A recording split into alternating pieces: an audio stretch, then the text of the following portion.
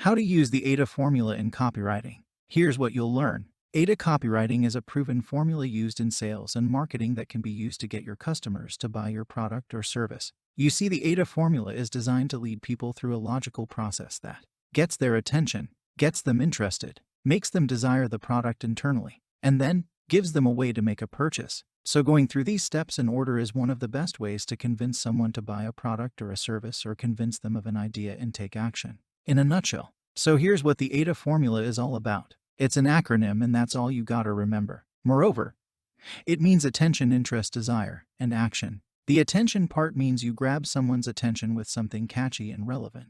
The interest part means you tell them interesting facts or uses of the product. The desire part makes them desire the product or service, and the action part gets them to take a specific action. Either you click a button, or you reply to an email, or you sign up.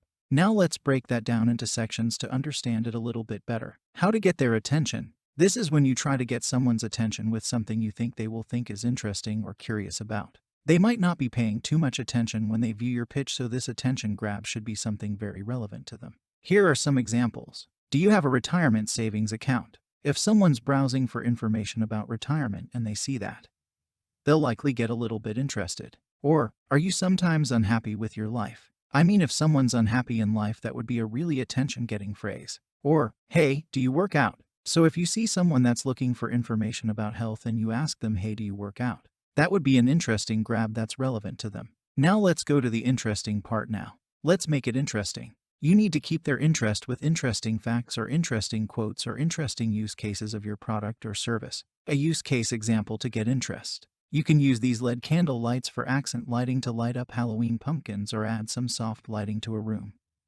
or as a nightlight. You notice how in this section we're actually giving them multiple uses for a product that they may not have even thought about, or maybe they're looking for LED candle lights for their dining room table, but they never thought that they could also use that same thing to light up a Halloween pumpkin. Use statistics to get interest.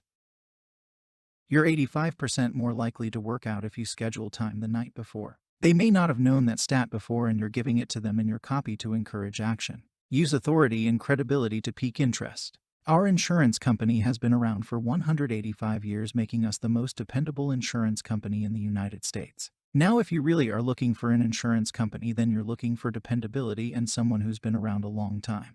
Creating desire. This is one of the most commonly confused sections of all, because sometimes it blends in with the interest section. What you want to do is make them desire the product or service themselves internally. This means you need to show them that they really want it as an internal feeling. How will life be better with your product or with your service? So let's go into some examples. Better, faster, stronger. You could do it by hand or sew dresses 35 times faster with this handheld sewing device. So in someone's head, if they are sewing a dress and they have this handheld device, they can do it 35 times faster. That's an interesting thing to make their life better and make sewing easier and faster. Another example. Jason got a 35% bump in Shopify sales by installing this app.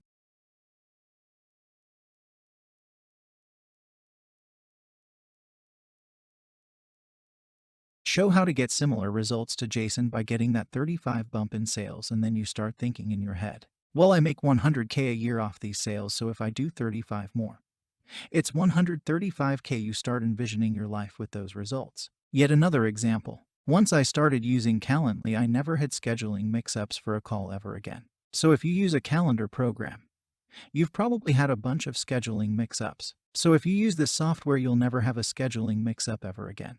How to ask for action. The last thing to do is make people take action. This is where you make them take a single specific action. When you tell your viewer what they should do next is where you'll get a sign up or make a sale. So many people forget to put this part, so there needs to be a call to action somewhere in your email or whatever copy type you're working on. When do I use a call to action? There has to be something they need to do at least by the end. But let's be honest, not everybody makes it to the end of your content, so sprinkle them throughout your content. Lots of small yeses add up to a big yes. If you're asking for small, easy actions that don't require a lifetime commitment through your content, it will make it easier to say yes and take action at the end. Don't overuse the call to actions. Not to contradict what's been said previously, just make sure you're not overdoing it with different types of call to actions. Remember, if you're giving too many choices, it makes it harder to make a choice. Don't mix together separate CTIs in the same content to call or text or email. That may confuse someone and prevent them from taking any action. Call to action examples. Smash the like button or subscribe to a podcast.